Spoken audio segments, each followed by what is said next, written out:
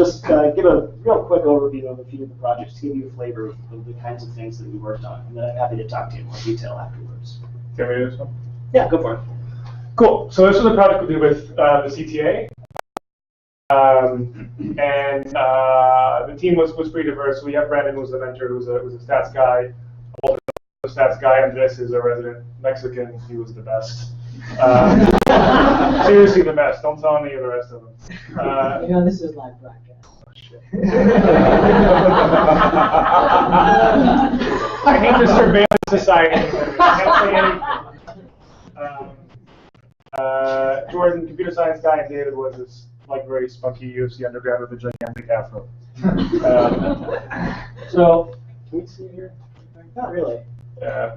There's a lot of dots. Imagine dots. Is there a lot of dots? Yeah. I don't see any dots on here. Ah, shit, we picked the wrong one. Well, Oh, dots. Dots. Okay. I promised you dots, Juan. I wouldn't let you down. Yeah, thank God for dots. So, we've all kind of gone on the bus on the way. You're trying. Let's say you're commuting downtown, right? In the morning, on the bus, and you wait for 10 minutes, and when the bus finally shows up, it's super crowded. You can't get on. There's one right behind it that is totally empty, and you get really angry. So, transportation planner types call this the crowding problem, which just means like shit is crowded. It's a very technical term. And the way that crowding happens in two ways. So if you can imagine, if you can imagine people kind of showing up at every stop on a bus route pretty regularly, right? So in the morning, you kind of have the stops are getting filled up. So you have to run enough buses to move those people. If you don't run enough buses, then logically it'll take more time you'll be waiting longer, and also the buses will be more crowded. So I don't know if you ever noticed that the longer you wait, if there's a lot of people, the more crowded the buses are. That's why that happens. Buses also get crowded because the spacing between the buses might be off. So say that you've got two buses supposed to run evenly like this. If one starts to get late, then more people accumulate where it should have been, and then they get more crowded that way. So these are the two main ways that buses get crowded. We decided to help them tackle the first one, which is to figure out, try to predict in the future how many people are likely to show up at every single bus stop in the city of Chicago, and then use simulation to say, okay, if you run 5 buses an hour versus 10 buses an hour, what's going to be the impact on crowding? So let me see if I can explain how this Star Wars. It's been a little while. Right. Okay, so this is the number 6 bus, which goes from kind of Woodlawn through Hyde Park all the way downtown. It actually terminates kind of on Michigan and Wacker there. So you can see which neighborhood it goes through, Woodlawn to North Loop.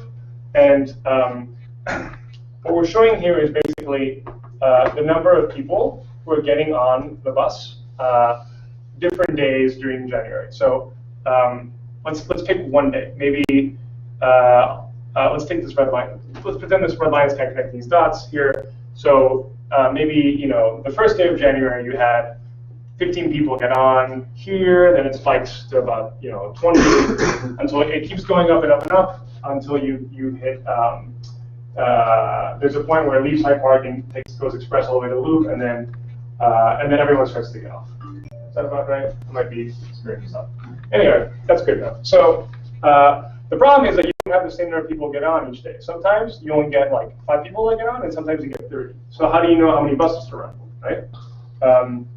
There's different ways to skin the cat. Maybe you just take the average. That would be about kind of halfway through this cloud of points. Or you can get fancier than that. Because you might notice actually, if you were to call these dots by the temperature at that time in the morning, maybe all the times that not a lot of people got on were really cold days, right? So then you can say, okay, so if we're predicting that today is going to be cold, then run 1 fewer bus today. And so you kind of have the right level of bus supply to meet the passenger demand on the route for that particular day. And so it turns out that this data is coming from every time you step on a bus, there are these 2 little lasers that you break. If you break them this way, that counts as an on. If you break them this way, that counts as an off. So no, they're not tracking you. They don't know like Stephen Vance got on the bus. It's just a dumb counter that lets them actually measure how many people are using the bus. If they don't have that, we have no idea how many people are using the bus. So they've been using this for about 5 years, and there's tons and tons of data of every single time someone gets on and off the bus. So we kind of have an idea of of what demand looks like on every route in the system. There's about 200 routes. So the goal was to try to look at all this data and basically predict in the future how many people we expect to show up at every stop on every route at different times of day, with different temperatures, all this stuff, and try to basically predict what the world will look like given all those conditions. And then we say, okay, so let's pretend to run 6 buses at that time. If we run 6 buses, maybe you're going to have about 15 people per bus. The bus fits 30 people. Okay, we're not crowded. But if you run 3 buses, then all of a sudden people have to wait longer, and then the bus will be twice as crowded. Okay, so you don't want to run them. You don't want to. You need to run at least 4 buses or so. So what we're doing is both predicting demand at every single stop in the CTAs across Chicago, and also kind of using simulation to literally like run buses in the computer where they pick up passengers. You predict how many people are going to show up. They pick up passengers get off, and you can kind of track how many people are on the bus. And if you get too crowded, that gets flagged. And so we're kind of simulating the whole bus system. Is the tool up and running? I don't know what the address is. Okay. They made a nice little web tool. You can't see it. Sorry. Yeah. I'm going to try to take it up afterwards if you're interested in that particular project. Yeah. Yeah, I have a question. So when you did this prediction, did you base it off days of the week too? Yep. Okay.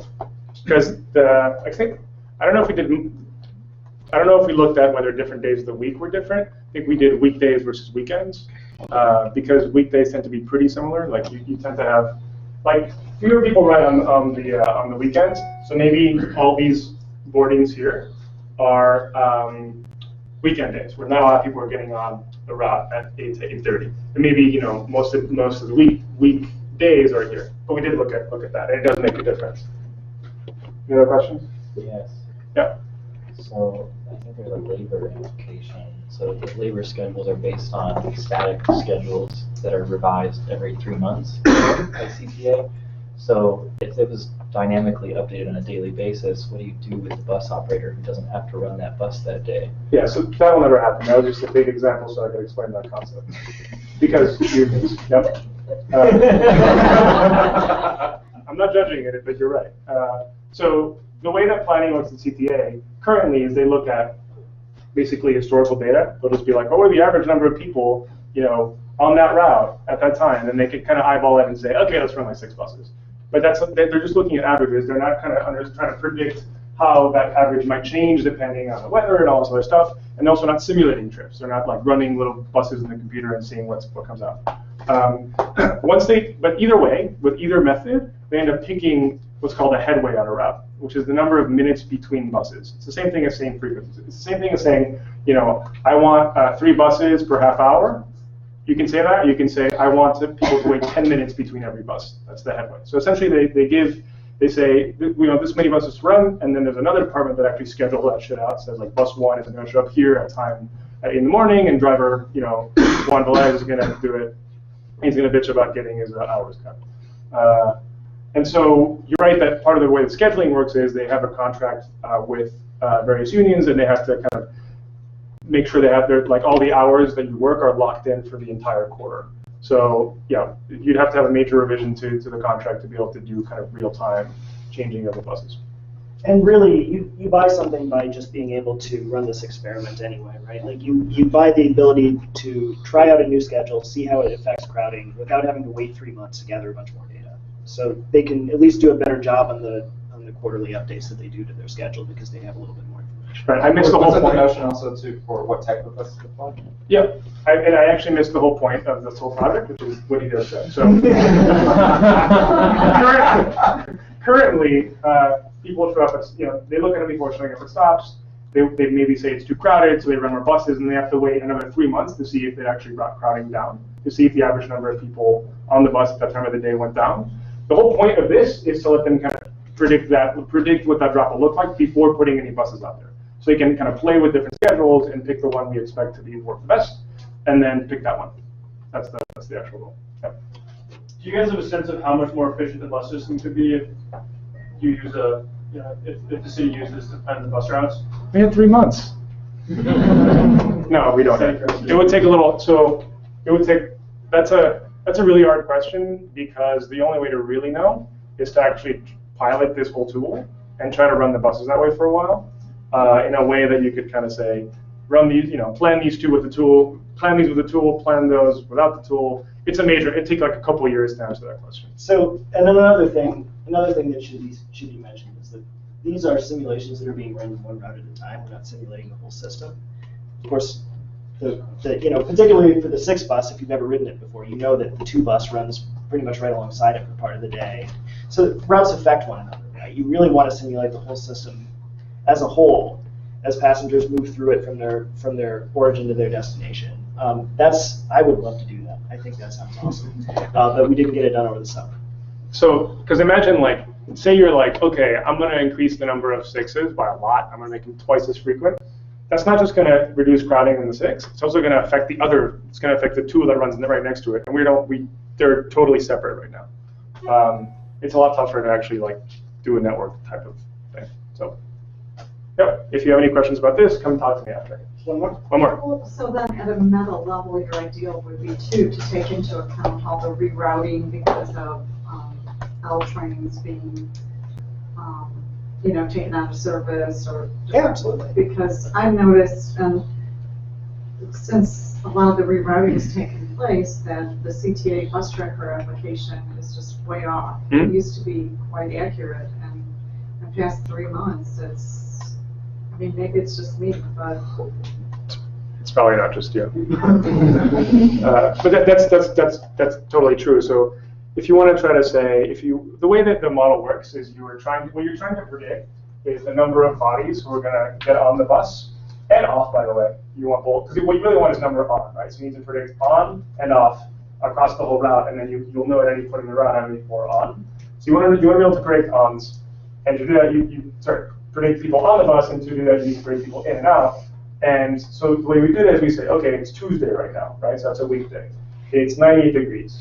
It's 8 to 8:30 in the morning. And by the way, there's a Cubs game. So all these are things that are going to be affecting the number of people who are going to show up. So maybe on average, 8 people show up, but because the Cubs games, you're going to have plus 10, right? So you're going to have 18 people. But it's really cold, so that takes away 5. And you kind of add in all these factors that might affect the prediction, and then you've got one stop. And you do that for every stop in the whole system across the whole day, et cetera, et cetera.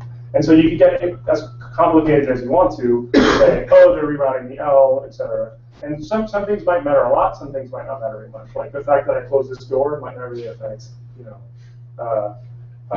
when the number of people getting on the 6 in the morning. So you kind of have to say enough is enough somewhere, and that's a judgment call.